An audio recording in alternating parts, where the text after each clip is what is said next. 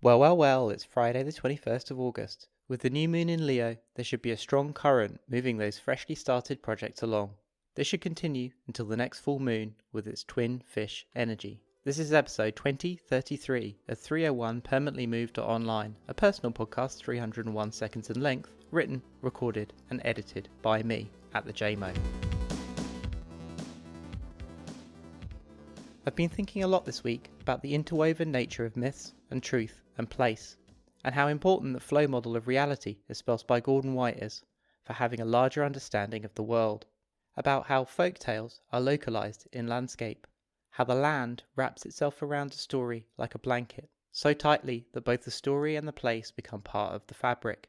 I grew up in Kent, so there are loads of stories embedded in place to choose from. If you drive over Bluebell Hill on the A229 south of Chatham, there are two stories to pick from. The ghost of a bride-to-be is said to try and flag down cars for a lift. Multiple drivers have said they've picked up a woman and driven them to Chatham for them to vanish when they get out the car. The other, for decades there have been numerous accounts of motorists saying that they've driven into a girl who rushes out in front of them. This girl is said to look calmly at the driver before vanishing under the car. I used to teach foreign students in the summer when I was back from university. One of my jobs was to go with them to the airports to see them off. Driving back, it would just be me and the coach driver, chatting. One of them told me straight up he had seen a girl late at night by the side of the road that looked like she was going to step out. I bring this up not to tell ghost stories in the middle of summer, but because I want to place them in landscape. The hill, of course, is covered in bluebells. Bluebells are also fairy flowers, rung to summon fairies to a meeting. As such, it is always expedient to ask the empty air for permission before you enter a bluebell wood, and to whisper thank you as you leave. But there's more. On top of the hill are two monuments, one dedicated to a crew of an air ambulance helicopter that crashed there in tragic circumstances in 1999, and the other are standing stones known as the Medway Megaliths, the most famous of which is Kit's Cotti, constructed circa 4000 BCE. 3 standing stones with a fourth laid across the top. It's a name that falls down to us, meaning tomb of the forest, from the ancient British Caeatum, later Keatum, meaning forest. All this weird off one stretch of road in the southeast of England.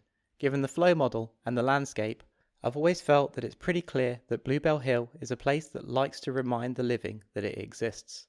Now let's zoom 7,000 kilometers southwest from Medway to Miami. I want to point you towards one of the most amazing articles on the internet, Myths over Miami, published in 1997 by the Miami New Times, link in the show notes. It tells of the shared complex spirit culture between children in the city's homeless shelters. 8-year-olds explain to other children that angels eat light so they can fly, that they hide in empty buildings while they study battle maps. There's a lot of killing going on in Miami, one kid called Andre says. You want to fight, if you want to learn how to live, you got to learn the secret stories.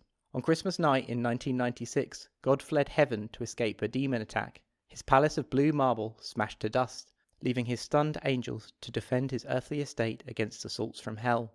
What's remarkable is that children in shelters across the country reported being awakened from sleep that night, alerted in dreams by dead relatives. The children go on to explain that one demon is feared even by Satan. They know her by 2 names, Bloody Mary or La Llorona, the crying woman. She weeps blood or black tears from empty sockets and feeds on children's terror. The homeless children's chief ally is the Blue Lady. She has pale blue skin and lives in the ocean, but is hobbled by a spell. The demons made it so she only has power if you know her secret name. The folklorists interviewed are baffled by the origins of children conjuring Bloody Mary by chanting her name before a mirror coated in ocean water, a theft from the Blue Lady's domain, in a pitch-dark room. Perhaps they should have asked a local mambo. Embedded within the landscape of the city is of course the river that drains to the Everglades. Here's what the kids have to say. On one side, called Bad Streets, the demons took over. The other side, the demons called Good Streets. Rich people live by a beach there. They wear diamonds and gold chains when they swim. I won't spoil the rest of the article, but there's so much more. If you read it, it will blow your mind. This is the world of vulnerable children in the homeless population, or at least it was in 97. I would argue a far more real world than the party in the city where the heat is on, as Will Smith once sang. What does Myths over Miami suggest about the fabric of the city and story? With rune soup eyes, I wonder about land, the place, the people. It's interesting. You should definitely read it. It's amazing.